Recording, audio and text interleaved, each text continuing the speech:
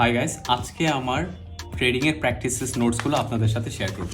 So আমরা আজকে একটা প্রবলেম সলভ করার চেষ্টা করব। আমি আপনাদের 5 সেকেন্ড সময় দিচ্ছি। আপনারা কি বলতে পারেন আপনারা এই পজিশন থেকে মার্কেটে বাই করবেন অর সেল করবেন?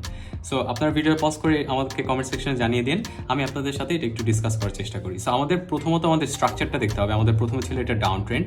আপনি যদি এলিয়েট ওয়েভ সম্পর্কে জানেন তাহলে আপনি বুঝবেন যে ইম্পালস হচ্ছে 1 থেকে 5 ওয়েভের হয়ে থাকে। সো আমি যদি এখান থেকে কাউন্ট করি 0 থেকে স্টার্ট 1 2 3 4 অ্যান্ড 5।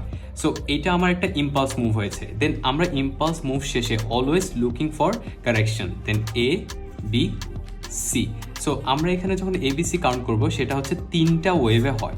আবার আমরা বেসিক যদি ফর্মুলাতে আসি, বেসিক ফর্মুলা হচ্ছে আমাদের ডাউন ট্রেন্ড ছিল, ডাউন ট্রেন্ডের চ্যানেলটা ভেঙে ফেলেছে, দেন ভেঙে এটার থেকে নতুন একটা হায়ার হাই ক্রিয়েট করছে।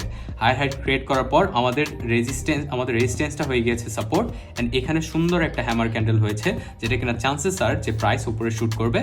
প্রথম আমাদের টিপি হবে এইটার হাই টিপি 1, দেন আমাদের টিপি 2 হওয়া উচিত। এখানে আমাদের একটা অর্ডার ব্লক আছে, আপনি টিপি 2 এখানে সেট করে নিতে পারেন।